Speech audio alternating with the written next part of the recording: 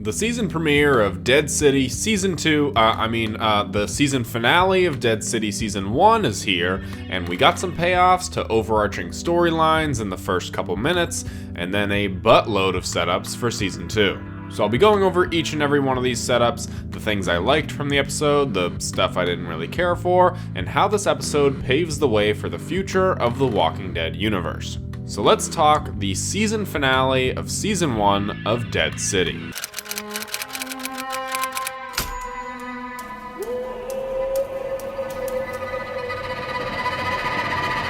The beginning scene delivers quite a few payoffs to the overall story of the first season. Ginny reunites with Negan after escaping the sewers with Maggie, wanting to tell him how Maggie is lying to him, but she doesn't talk, and Maggie gets there just in time. Ginny finally does talk, but Negan gets angry at her for finally talking after all this time, and in an attempt to get her to leave, he reveals to her that he's the one who killed her dad. So Ginny's dad must have not been that great of a person, because Negan told Armstrong that he killed those 5 people because they weren't good people. But speaking of good people, Armstrong says that he can take Ginny back to the bricks on his way back to New Babylon, giving Pearlie a complete arc in forgiving and forgetting Negan's bounty. This whole beginning scene was really great, and I thought that it was a really great start for the finale. We got some big payoffs, a big reveal that Negan killed Ginny's dad, and I thought this would bode well for the rest of the episode. Well, this was mainly the biggest scene of closure that we got. Then we got some scenes of Negan and Maggie, and during these scenes, I really came to terms with what Maggie's character arc really is in this show. This whole time, she's been angry at Negan, kind of retreading the same ground as Season 11, and I found that really annoying, but her true colors really showed in this episode, and particularly this scene. The guilt of this whole trip is really eating at her. She obviously really wants to get her son back, but despite everything that's happened with Negan, she's come to view him as an ally and even at times a friend. Deceiving him and bringing him here so that way the Croat can do God knows what to him is not sitting well with her, so she's been convincing herself this entire season that no, Negan is the bad guy, he deserves this. But at the end of the day, Maggie knows that this is wrong. She doesn't want to do this, but she doesn't see any other way out. So this leads to their eventual fight. Negan asks Maggie what Ginny was gonna say, and Maggie has the worst poker face in the world, and he realizes that this is a trap. They have a duel, Negan gets stabbed and then promptly shrugs it off in the upcoming scenes, and also uses the same move against Maggie that she used on him in the first episode, so that was a nice touch. We then followed Armstrong and Ginny back to the shore, where Armstrong returned Ginny to the bricks, though she left a shirt in the car, and when Pearlie goes to give it back, she just keeps on walking. Now, if you recall, this is actually Negan's shirt from the first episode of the show. He takes it off and gives it to Ginny while they're in the car with Maggie. So the scene is really emphasizing that Ginny, regardless of what happens in the future, is done with Negan under all circumstances. Pearlie continues on to New Babylon, where we get a glimpse of this place for the first time. Pearlie goes into the higher-up's office and recounts his events of killing Negan, which is obviously a lie, and while most of the people seem to believe him, the woman, who is in charge, I think, at first seems to doubt the story. She offers him a cigar, he declines, but then she kind of makes him have one anyways, asks him about how his girls are doing, and this seems to be like a very threatening conversation. She asks him for his story again, but this time to focus on the methane. The methane is obviously this fuel source that the Croat has come up with, and this scene does a really great job at subverting our expectations. We're thinking that this woman obviously knows Pearlie is lying, and she's gonna tell him that he needs to actually go kill Negan, or that he's gonna die now because he's lying, but it turns out that she doesn't really give a shit about Negan. She wants to know more about this fuel source, which comes back into play in a later scene, but I'll get to that. So the trade is confirmed and Maggie finally gets her son back, but it's not the happy reunion that you'd expect. There's a reason why Herschel is so resentful towards Maggie, and it's not just typical teenage angst, it's the fact that Maggie doesn't really see Herschel as Herschel. Every time she looks at him, she's just reminded of Glenn, what she's lost, and ultimately Negan. So when she goes to him and says that he's right, she's been trying to fight so hard to get back what she's lost and ended up losing more in the process, she says that she's gonna find a way to finish this thing that she has with Negan. Now, this is very purposefully vague, and we don't really know what she means by this. The first thing that comes to mind is, of course, to kill him, but after all this time, after everything that's happened, is that really how they're gonna conclude Negan's story? Hell, even Maggie's story for that matter? We've had our ups and downs, we've worked together on numerous occasions, we've both changed as people, but ultimately, I'm still gonna have to kill you. That would be a pretty strange way to close this story, so what other options are there? There's of course the fan, I guess, favorite idea of Negan and Maggie getting together romantically, and I, again, don't ever see this happening. But it almost seems like the idea is not off of the table for the writers,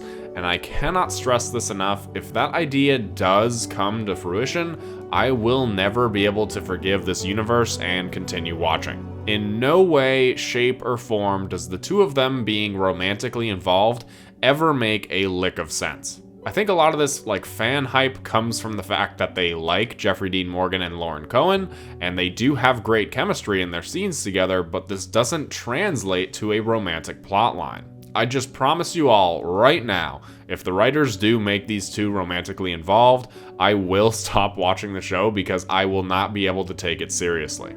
Alright, so this ending scene with Negan meeting the Dama was an excellent scene. The music and the tension brought forth was exciting and it kept me at the edge of my seat, and then the reveal was not that great.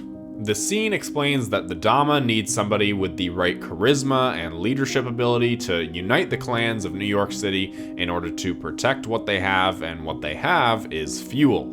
She brings up the fact that the Marshals now know about this energy source, and where there's power, there's people that are going to want to take it, and this proves to be true from the earlier scene in New Babylon. But if Negan becomes this new leader of New York City, Pearlie's going to be in the hot seat for not actually killing him. This also brings up Negan and the fact that he's not this person anymore. Sure, he can tap into it when he needs to in order to scare some people off, but he doesn't want to be this person anymore.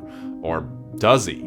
He talks to the Croat about the glory days, about how beautiful they were because of how much power he had, and he could have just been agreeing with him in that moment, or maybe there is a part of Negan that wants to go back to being the man in charge. We see that there's this group of people in the theater who are basically leaderless, and the Dama brings up the fact that there's people all the way up in Harlem, and Negan can unite all of these people. It's very Game of Thrones, with Mance Rayder being the one to unite all the wildling clans, and I could very well see this being Negan's storyline in Season 2. But as of right now, it's treated like Negan doesn't want to be in charge and go back to his old ways, but he has to because of the big reveal. Like I said, this was a great scene, it had me on the edge of my seat, but when it was over, I had to rewind it because I felt like I was missing something. The Dama essentially says that if Negan doesn't become the leader that she needs him to be, she's gonna kill Herschel, and she took his toe as a memento for that.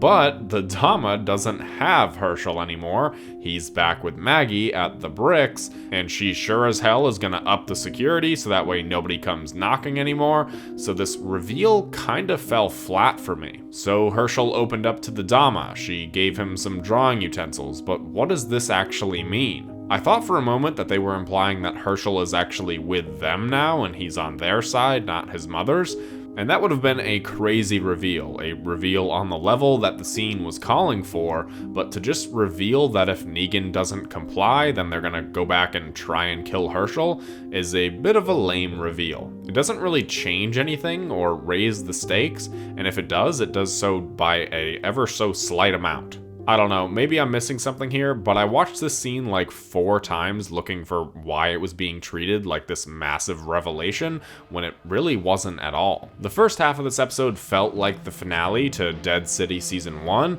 and the second half felt like it was the premiere for Dead City Season 2. But in reality, it was just setting up a bunch of different plots for a second season. Now, these plots are all incredibly exciting, the united factions and clans of New York protecting their source of fuel and power against the New Babylon Marshals, and the question of where Maggie's allegiance is going to be in that process is pretty great. But as a season finale, I don't think it quite stuck the landing for me. I feel the exact same way about this episode as I felt for the series finale of The Walking Dead. It was a good final episode, but ultimately more focused on setting up the future of the universe, an exciting future for sure, but at the expense of some of the story that they were telling in the current moment. And given as how we're seeing a writers and actors strike, it could be well into 2025 until we see Dead City Season 2 hit our screens. There's also the obvious question as to how and if this series will connect into Daryl Dixon and Rick and Michonne. Daryl Dixon was already filming a second season, so it's very possible that Daryl Season 2 will come before Dead City Season 2.